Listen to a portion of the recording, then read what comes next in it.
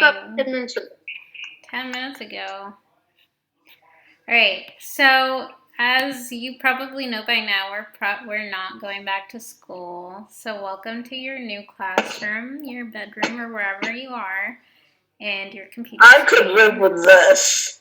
Settling going back to school. I'm literally gonna die. So I just wanted to show you what you guys are going to be doing this week.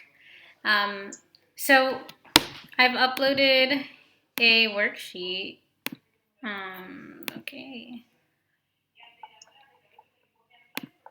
And I don't know what those words mean.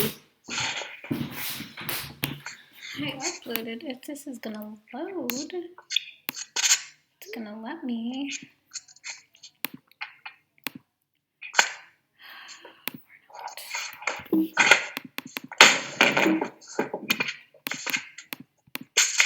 There we go. So the first thing you have this week is a fantasy unit worksheet. So if you click on it, you each have your own assignment, and that's due on Wednesday. And it's really just fill in the blanks and match. Shouldn't take you long. Then you have an elements review. So this is where I'm reviewing all of the elements that we've already talked about right before we ended up going and switching to online. I started talking about the elements of fiction, and in the videos that I've uploaded for this week, I talk about the elements of fantasy. And this is the PowerPoint that I'm referring to in the videos. So it's part 1 and then part 2. Then I have your fantasy pre-writing outline. So this outline, you're going to be filling that in as you start to think about what you want to do. This outline is due on Friday. I would like it by Friday. But it's probably not going to be completely done. So this is what I did last week. So I started with, this is basically what it's asking you to do. What's your setting? What are your characters? Do you think you have a topic or a theme that you want to focus on? What is the conflict? So these are the different kinds of conflict that you'll have, society or other, in your story. What's the plot? The rising action, the climax, the falling action, the resolution. So just like you've all created one of these before. The only difference is that you're putting what you know from reading into your writing, and you're identifying those things in your own writing. Then we're going to talk about theme. So you can see that I'm not done with this, and that's because it's going to take some time. So it'll probably won't get all done. You'll probably get as far as here. And then your theme and the rest can be filled out later. And then at the bottom you can see the rubric, which I will upload by itself. This is just a screenshot of it. And so it shows you what you need to get a 2, 3, or 1, 2, 3, or 4. So your fantasy elements, the plot, whether it's creative, original, what type of figurative language you're using, because a lot of stories have figurative language, the setting, transitional words that you use, dialogue, grammar and mechanics, and then the format. So for a lot of you, you're going to be focused, I'm thinking a few of you in particular, you're going to be focused right here, grammar and mechanics, and then some of you are going to be focused right here. Which are all things that we've been working on all year, so it's nothing new. Just make sure that you're doing it on Google Docs so that I can actually see your progress on your story, and so that's why it's on here. And then you're going to switch over to your rough draft. So this is where you're going to create your rough draft, and you're probably just going to want to copy and paste all of what you've done in your outline to your rough draft, and then just work it into a story. But as you can see in my fantasy outline, it's really just me telling you what my story is going to be about, who are my characters, my main characters, my supporting characters, the topic, what type of conflicts there are, what's the plot, and I'm still developing the story, and I actually restarted like 5 times because it was just taking, I have no imagination. But this is where I'm at right now, and eventually I'll get to this point where I'm starting to actually put it into a rough draft format. The other thing I wanted to talk about, and which is why I'm recording this session right now, is the aspects of the elements of fantasy. So obviously, fantasy has very similar elements as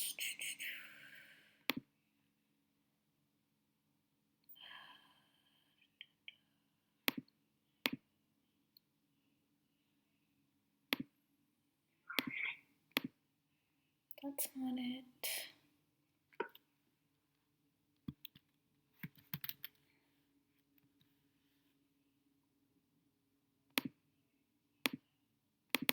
As just any literature. So you should remember this. We did this pretty much right before this whole thing happened, and we filled out these notes. Some of you guys weren't there, but these are the elements of fantasy that I'm talking about that I'm going to add to those. So not only do you have setting, you have character, conflict, plot, and theme, but in a fantasy story, you also have things that are unrealistic in a way. So you have magical objects, imaginary places, made-up languages, non-human characters, myths, and then things such as good forces versus evil forces. So if you think about, for example, Winnie the Pooh, that is a fantasy because obviously teddy bears can't talk and tigers don't exist. What? I'm sorry if I broke one of your hearts. But They do exist. They just can't talk. You got half of that right. So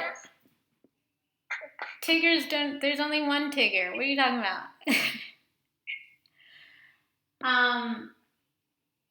And then we have. Let me think. What was I talking about? The Wizard of Oz. That is also a fantasy. Harry Potter, for those of you who have read Harry Potter, that is a fantasy. And there's tons of different types of fantasy, and I know that I may or may not have given you some examples. Yes, so if you click on this link on your actual story outline, my internet is so slow.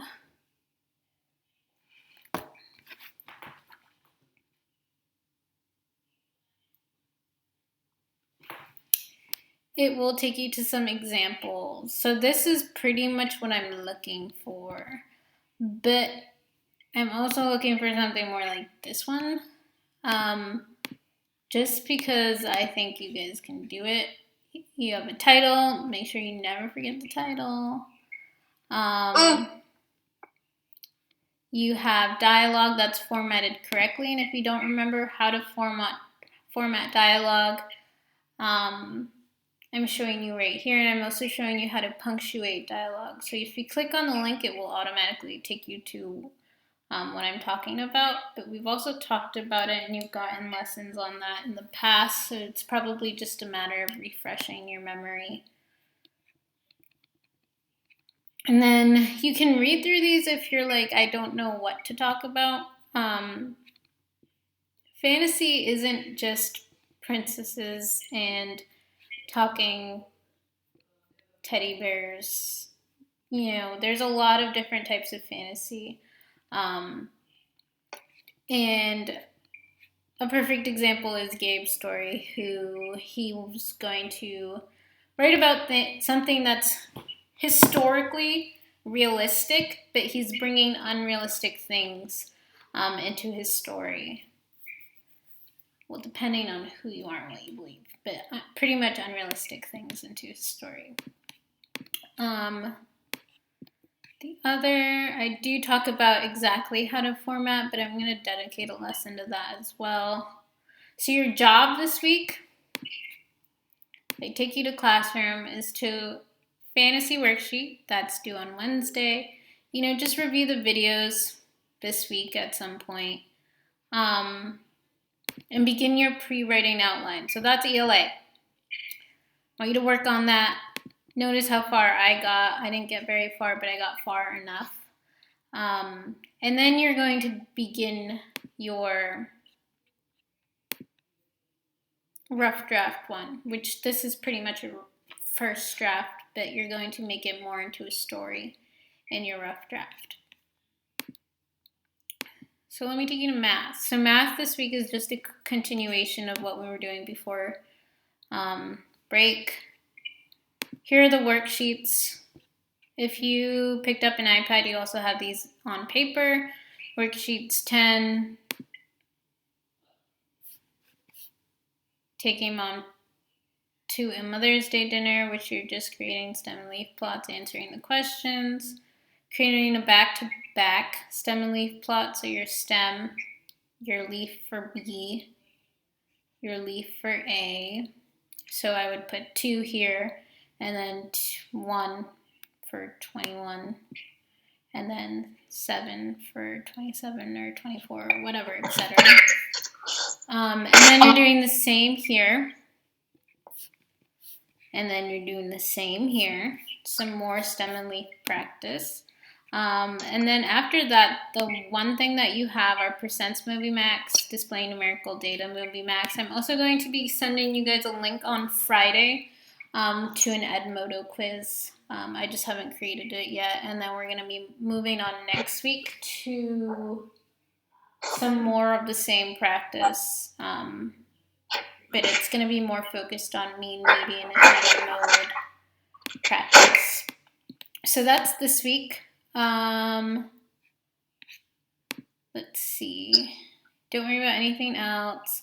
Your presentations went really well. I had a message from Miss Mitchell who really liked your audience, Katie, and also really liked your visual. I don't know if Jacoby Bonin's here, but she really liked your visual. And who else said something really positive? Mrs. Poulin, she really enjoyed watching you guys and actually seeing you guys, because if you don't know, this is Miss Poulin's last year at Park Ave, so she's kind of feeling a little sentimental about not being able to see you guys again, but she really enjoyed seeing your presentations. I don't think I have anything else. How was vacation?